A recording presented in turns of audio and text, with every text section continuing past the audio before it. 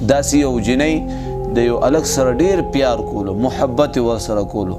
د هغه بدبخت الګ د پاره دی جنۍ غریبې خپل مور پرېښوسته، خپل پلار یې پرېښوسته، ورونه یې پرېښوسته، هغه الګ سره وتښتېده. چې وتښتېده زما محترمو هغه الګ کراچۍ ته بوتلله. په کراچۍ کې یو کور د دې جنۍ دپاره په کرایي باندې ونیولو. په هغه کور کې به د جنۍ اوسوله ځان سره. نو څه وخته پورې اوسېدل زما محترمو یو 8 میاشتې بعد هغه الګ د دې کور نه او د دې جنۍ نه وتښتېدو. چې وتښتېدو دا جنۍ په کراچۍ کې په کرایي کور کې ځان له په ځان له پرېښوسته.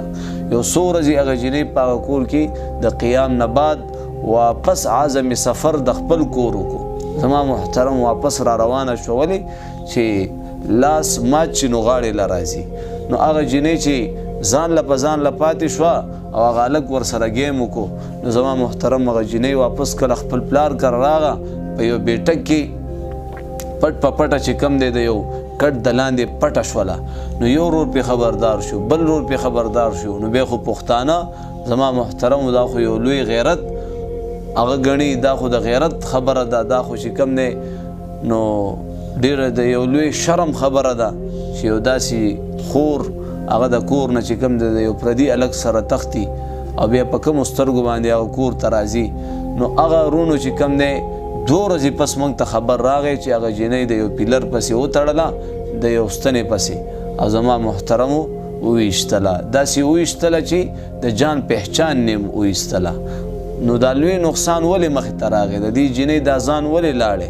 زما محترمو دا په دې عشقونو کې او په دې محبتونو کې نن الکانه مخته دي او جنکۍ هم اخته دي. نو دې نه ځان بچ کړي د الله د رضا دپاره. چې کوم والدین دي هغې ته هم درخواست دا کوم چې خپلې لور باندې مضبوط نظر ساته، خپل بچي باندې مضبوط نظر ساته. تاسو به خبر هم نه بچي به دې موبایل پیدا کړی یا به دې لور موبایل پیدا کړی او چا سره به زما عزتمندو په رابطه کې وي. قسم بالله بیا زما او ستا عزت ته نه ګوري، زما او ستا غیرت او پښتو ته نه ګوري.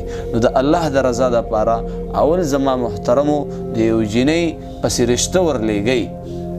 د رشتې نه بعد بیا زما عزتمندو جنۍ له پکار دي چې خپل خاوند سره محبت کوي او بیا دا خاوند د خپلې ښځې سره محبت کوي. نو بیا د دې دواړو په محبتونو باندې الله ډېر زیات خوشحالیږي چې دا یو ښځه خپل خاوند ته د محبت په نظر وګوري او خاوند ښځې ته د محبت په نظر وګوري.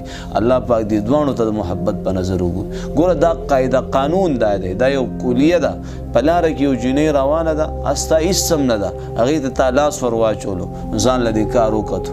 زما محترمو ټوله دنیا به در باندې راغونډه شي او دومره به دې ووایي، دومره به دې بېعزته کړي چې زما عزتمندو د جان پهچان نه به دې وباسي.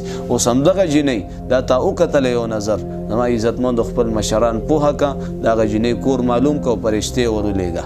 او بیا چې کله هغه ورته ها وکړي چې ما ورکړې ده، بیا د هغې نه پس ګوره چې هغه جنۍ سره چې کوم دی که چېرته پارک ته ځي او که چېرته هم ورسره ځي او څه کوي، زما عزتمندو څوک بیا بد نه ګڼي، خپل خاوند دی.